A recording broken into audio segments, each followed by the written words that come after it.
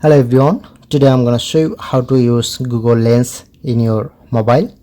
This method will be work any Android and iOS. So simply open your Google Chrome browser,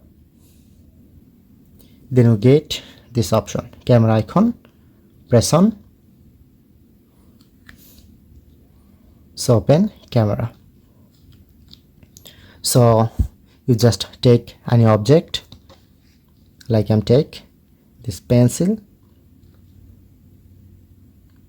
and press on this option. Okay, and I'm get result.